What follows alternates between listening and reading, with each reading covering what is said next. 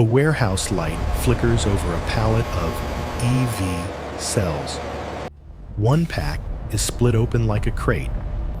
A handprint stains the casing, dark and wet, then dries to rust. Forklifts keep moving because the schedule doesn't care about the story. The evidence implies something most clean energy ads never mention. The transition runs on choke points, not slogans. And choke points are always fought over. You hold the central question in your head like a forensic tag. When the green transition depends on minerals you don't control, who owns your future? Not who builds the best car. Who controls the inputs when politics turns the tap? In 2025, the IEA warned that critical mineral supply is highly concentrated. For many materials, the top 3 producers control over half of output. Refining is even more concentrated, and that is where leverage lies. You can't replace a refinery with a software update. Then the pattern becomes visible. China sits deep in mining deals across parts of Africa. It also dominates refining capacity across several battery minerals. The U.S. responds with domestic supply pushes, permitting reforms and new subsidies. Both sides call it resilience. Both sides are building a supply chain doctrine. The impact arrives as price, then politics.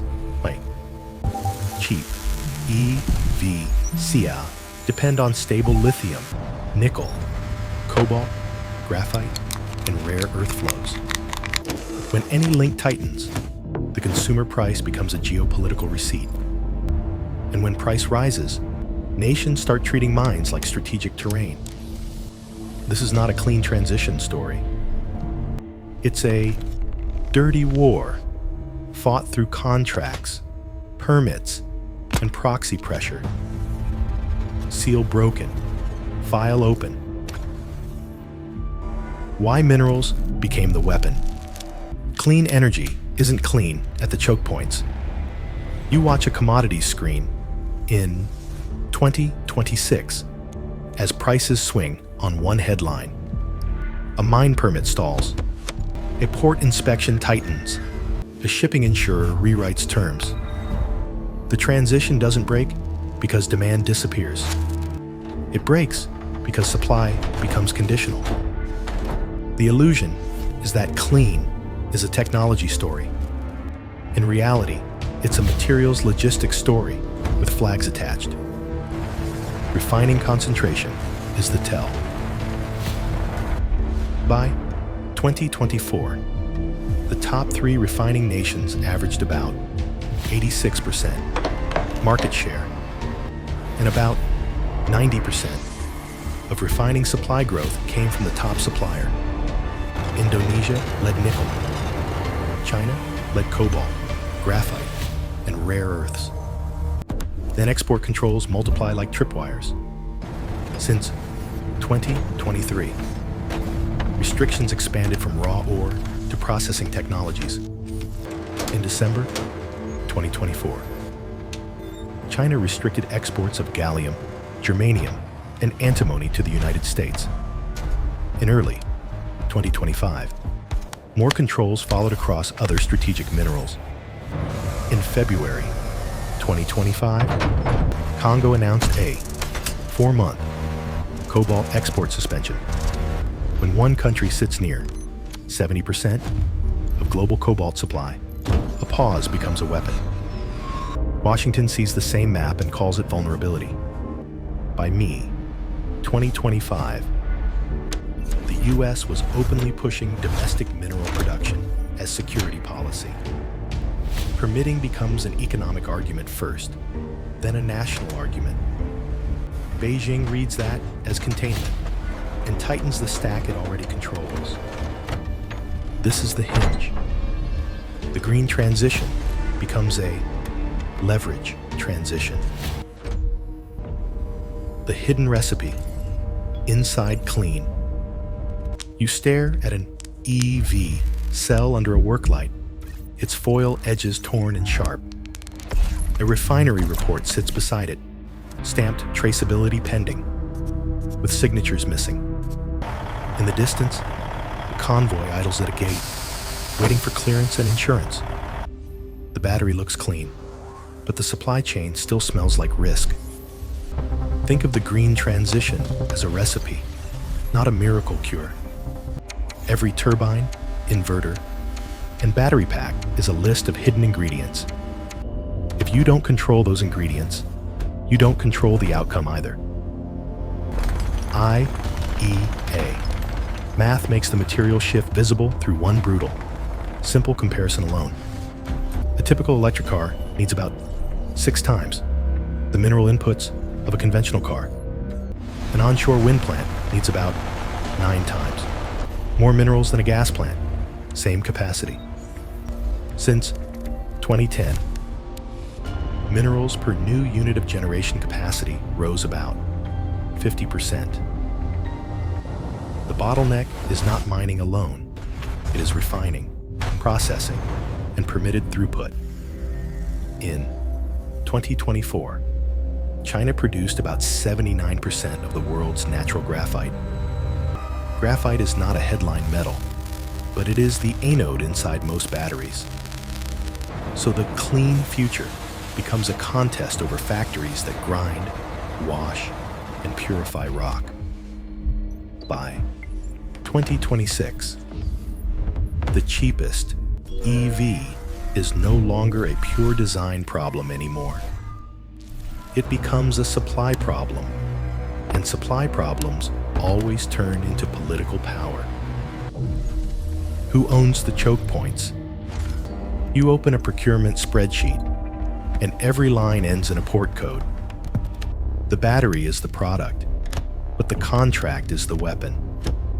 Mining is loud, yet leverage usually lives downstream in refining.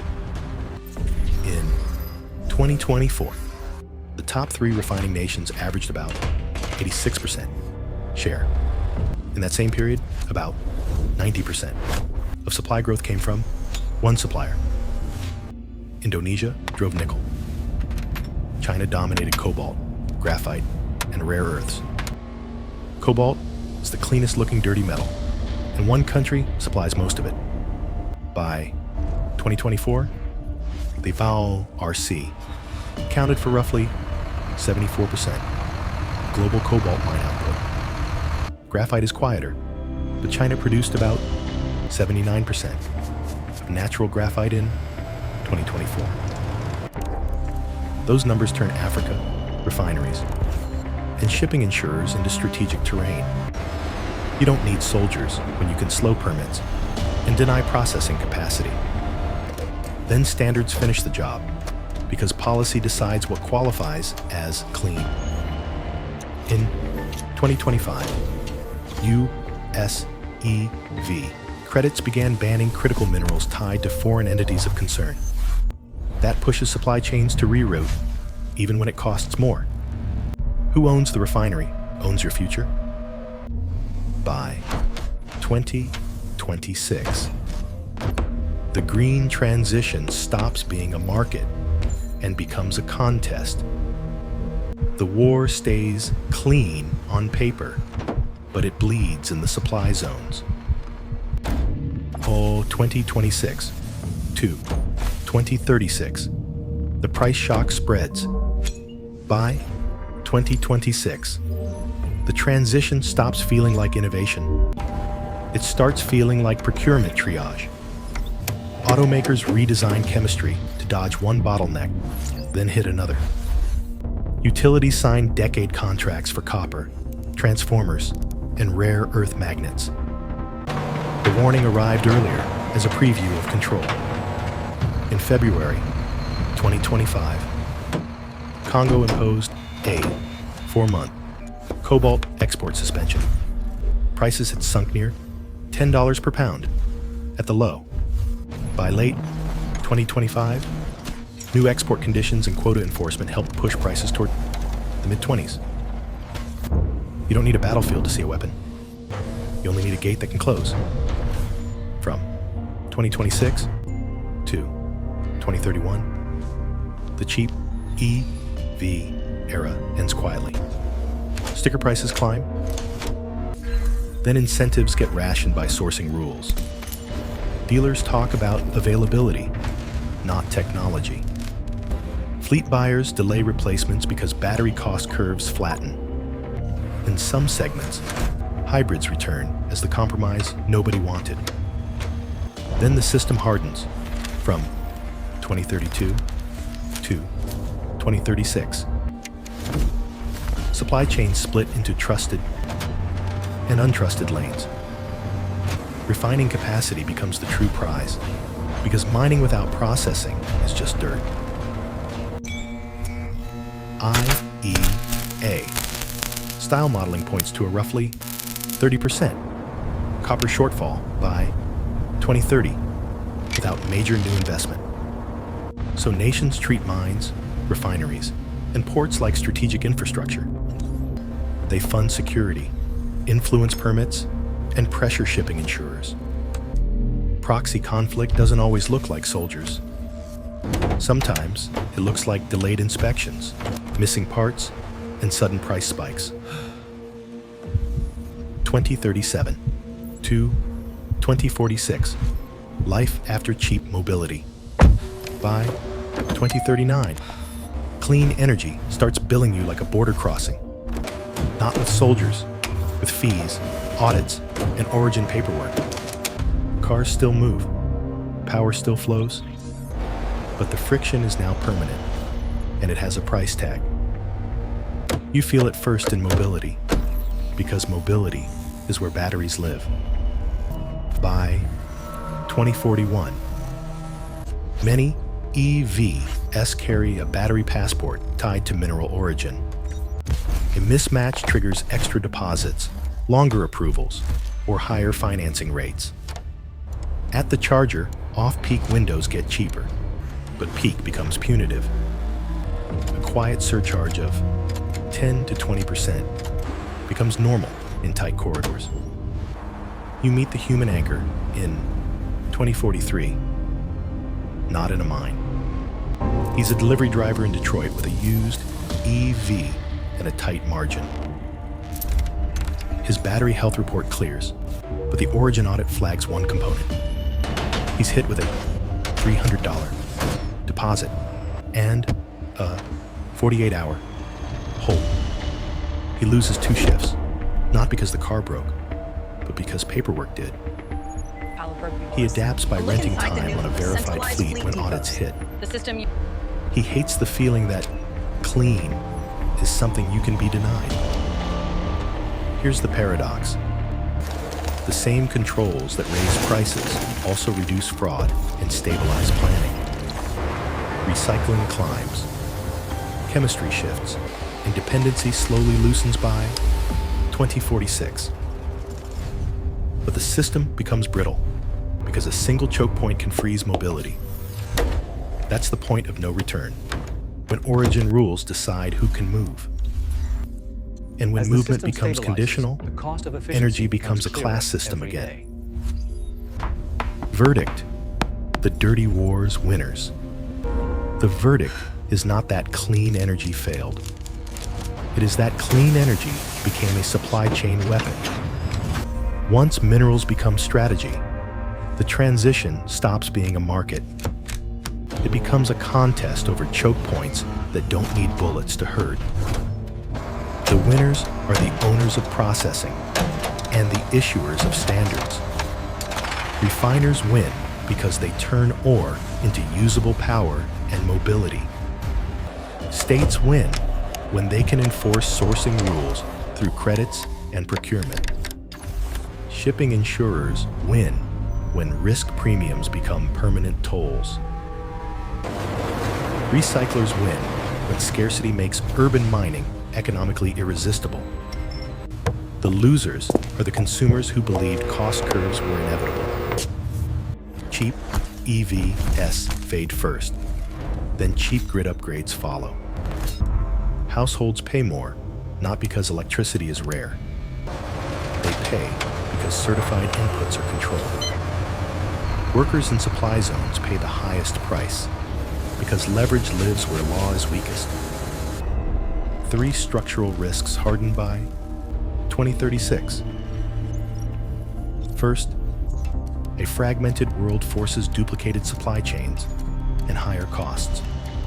Second, bottlenecks create corruption incentives around permits and audits. Third, proxy conflict returns as resource security, wearing corporate logos.